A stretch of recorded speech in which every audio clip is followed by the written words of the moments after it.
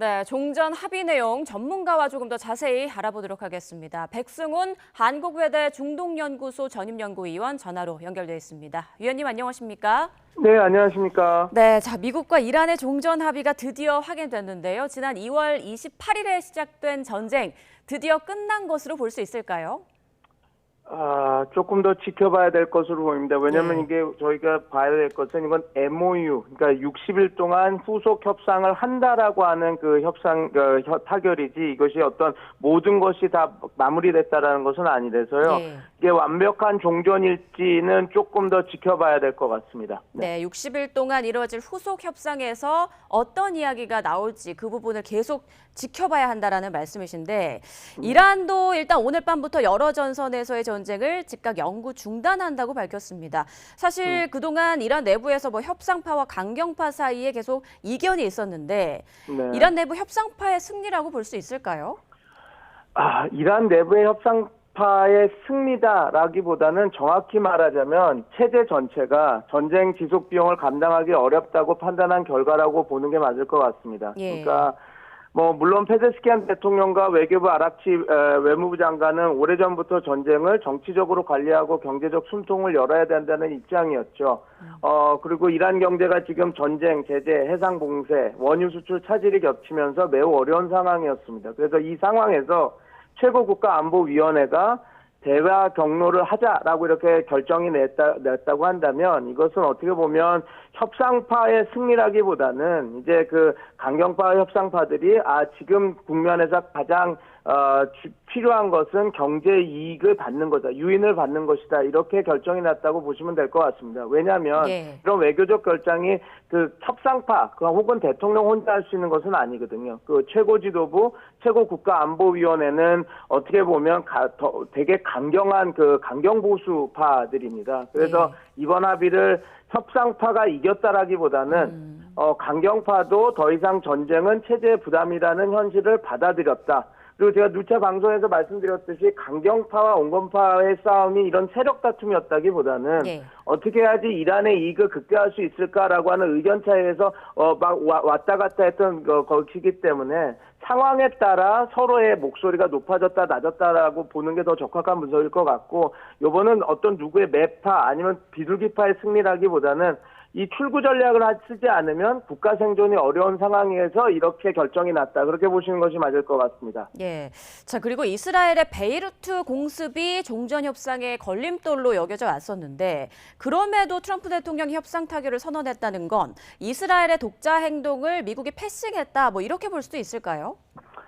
어떻게 보면 이렇게 보시면 될 것 같습니다. 그러니까 미국은 결국 이스라엘의 속도에 끌려가지 않고 미이란 협상판을 내가 마무리 짓겠다라고 결단을 한 것으로 보시면 될 것 같습니다. 물론 이스라엘의 계산은 지금 다르죠. 이스라엘은 헤즈볼라가 레바논 남부에 남아있는 한 전쟁이 끝나지 않았다. 그리고 또 고농축 우라늄 관련해서 이게 다 폐기되지 않으면 핵위협은 없어지지 않았다라고 이렇게 지금 주장하고 있지만 트럼프 대통령은 전쟁은 더 길게 끌고 싶어 하지 않습니다. 왜냐하면 우리가 다 여러 번 방송에서도 밝혔듯이 유가, 미국 휘발유, 그다음에 중간선거, 미군 피해, 의회 전쟁 권한 모든 게 이제 또 가결되고 했던 것들이 다 부담입니다. 그래서 지금 트럼프 대통령은 이스라엘의 안보 우려는 이해하지만 이스라엘이 미국의 중동 전략 전체를 흔드는 것은 용납하지 않는다라고 하고 신호를 보내고 확실히 이번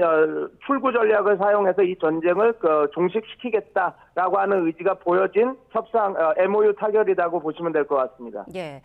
이번에 파키스탄에서 서명식 소식을 먼저 발표했습니다. 이번 종전 합의 과정에 있어서 중재국의 역할이 얼마나 컸다고 평가를 하시는지요? 파키스탄의 역할은 상당히 컸죠. 그러니까 왜냐하면 이번 합의는 미국과 이란이 직접 신뢰를 쌓아 올려서 만든 합의라기보다는 중재국들이 양측의 체면과 불신을 관리하면서 만든 합의입니다. 그래서 파키스탄의 역할은 상당히 컸죠. 예. 그리고 파키스탄이 먼저 발표한 것도 의미가 있다고 봅니다. 왜냐하면 지금 미국과 이란이 직접 발표하면 서로 국내 정치적 부담이 큽니다.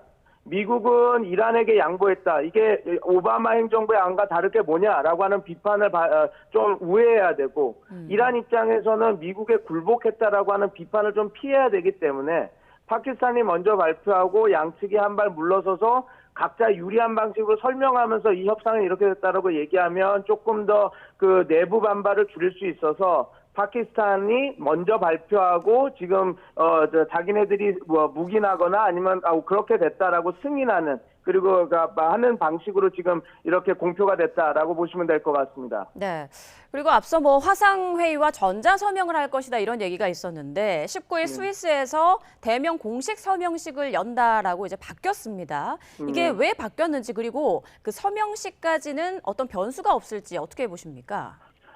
전자서명에서 스위스 대면 서명식으로 바뀐 것은 합의의 정치적 무게가 커졌다는 뜻이라고 보시면 될 것 같습니다. 처음에는 양측이 서로 부담을 피하기 위해서 그 원격 서명이나 교차 승인 방식으로 거론됐다가 지금 이제 합의가 공식화되면서 지금 이제 대면 서명식으로 됐는데 아마 이럴 것 같습니다. 두 가지 측면이 있는데 하나는 미국과 중재국들이 더 명확한 국제적 보증이 필요하다고 판단한 것 같습니다. 이게 직접 만나지 않고 서로 이렇게 그냥 그 서면으로 했다 그러면 양측에서 또 합의를 우리는 그렇게 생각하지 않았는데 하고 이제 흔들 수가 있으니까 직접 만나야 되는 부분 하나가 있고요. 두 번째는 서로 지금 우리가 서명이 돼야지 직접적인 안들을 다 볼 수 있을 텐데 양측이 상당 부분 좀 그 합의안에 만족해하는 것 같습니다. 그래서 이 정도면 만나서 하더라도 우리가 서로 승리라고 이야기할 수 있는 부분도 분명히 있고 우리가 그 정치적으로 큰 부담을 가지지 않을 수도 있다라고 하는 안들이 다 들어갔기 때문에 그럼 이 정도면 대면으로 할 수 있겠다라고 해서 이 두 가지 때문에 아마 처음에는 전자서명 그다음에 비대면 서명에서 직접 대면 서명식을 제네바에서 하는 것으로 바뀌지 않았나 그렇게 보고 있습니다. 네, 트럼프 대통령이 호르무즈 해협은 통행료 없이 즉시 개방하기로 했다라고 이제 밝혔는데 그렇다면 서명식이 이루어지는 19일부터 적용이 되는 걸까요? 아마 지금 통행료 없이 즉시 개방하는 것은 뭐 지금도 이란 입장에서는 뭐 자기네들이 막고 있지 않다. 뭐 이게 지금 전시 상황에서 지금 부담스럽지 우리도 뭐 이렇게 이야기를 하고 있었던 거라서요. 아마 19일 곧바로 즉시 이렇게 될지 아니면 그 합의안에 일단 의거해서 이렇게 절차를 통해서 며칠 후에 이렇게 열겠다. 그런 것도 이제 합의문에 나와야지 알 것 같습니다. 근데 지금 어찌됐건 이번 합의의 핵심은 쉬운 건 먼저 하고 어려운 것은 60일 그 후속 협상으로 넘긴 구조이기 때문에 지금 제가 볼 때는 지금 뭐 호르무즈 통행 관련한 것은 상대적으로 쉬운 협상으로 좀 들어갑니다. 왜냐하면 통행료라고 하는 것만 이란이 만약에 내려놓는다 그러면 이거는 어느 정도 그 양측에서 의견 합의가 되기 쉬운 부분이었거든요. 그리고 지금 통행료 관련한 것은 중국이나 그 이란 입장에서도 국제사회에서 허용하지 않기 때문에 이란도 이 통행료를 받을 수 있을 거라고 생각하진 않았을 것 같습니다. 단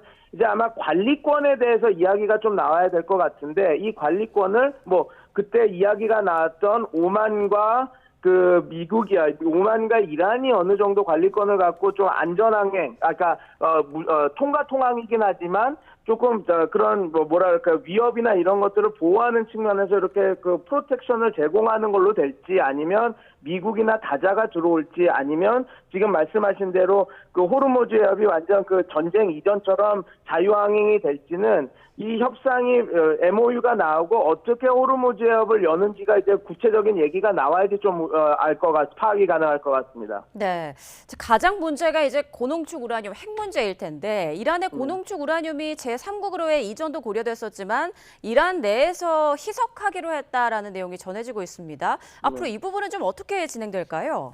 만약에 이란 내 희석이라고 했다면 트럼프 행정부가 상당히 많이 양보를 한 겁니다. 우리가 다 아는 것처럼 트럼프 행정부는 미국으로 가져와야 된다. 그 60% 441kg을 가져와야 된다. 그래서 여기서 처리해야 된다라고 했는데 만약에 진짜로 이게 이란 내 희석을 확정했다면 이란의 태명과 그 미국의 비확산 요구를 동시에 맞춰야 되는 조금 그런 상황이 벌어집니다. 그렇게 되면 아마 이렇게 될 것 같습니다. 이게 기술적으로 고농축 우라늄, 그러니까 60% 농축 우라늄을 낮은 농도의 우라늄으로 하려면 천연 우라늄과 섞어서 농축도를 낮추는 거거든요. 이게 다운블렌딩이라고 해서 희석이라고 하는데 이 과정에서는 아마 그럼 미국 입장에서는 네 가지가 확정이 돼야 될 것 같습니다. 첫째는 IAEA 혹은 미국도 참여하는 국제사찰단이 현장에 들어가서 재고를 확인하고 우라늄 양과 위치를 다 파악한 상황에서